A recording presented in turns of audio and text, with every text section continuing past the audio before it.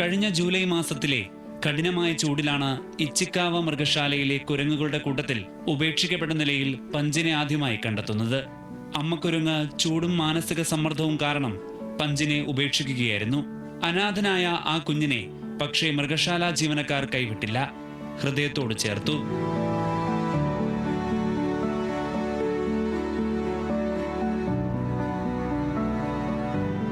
കുരങ്ങുകൾക്ക് ജനിച്ചയുടൻ അമ്മയുടെ ശരീരത്തിൽ മുറുകെ പിടിക്കുന്ന ശീലമുണ്ട്.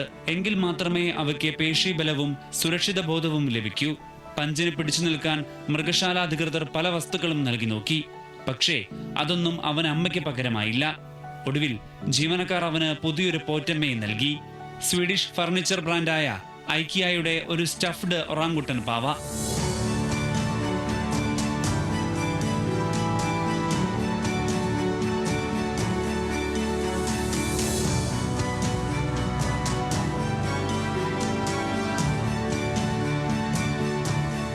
ഇപ്പോൾ മൃഗശാലയിലെത്തുന്നവരുടെ കണ്ണിലുണ്ണിയാണ് പഞ്ച്.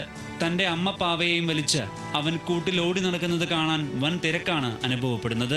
സോഷ്യൽ മീഡിയയിലും പഞ്ച് ഒരു സൂപ്പർ താരമായി മാറിക്കഴിഞ്ഞു.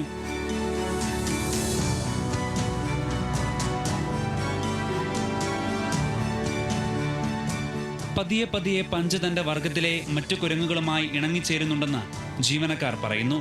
അധികം വൈകാതെ തന്നെ പാവക്കുട്ടിയുടെ സഹായമില്ലാതെ പഞ്ച് തന്റെ കൂട്ടത്തിലേക്ക് പൂർണ്ണമായും മടങ്ങിയെത്തുമെന്ന പ്രതീക്ഷയിലാണ് മൃഗശാല അധികൃതർ.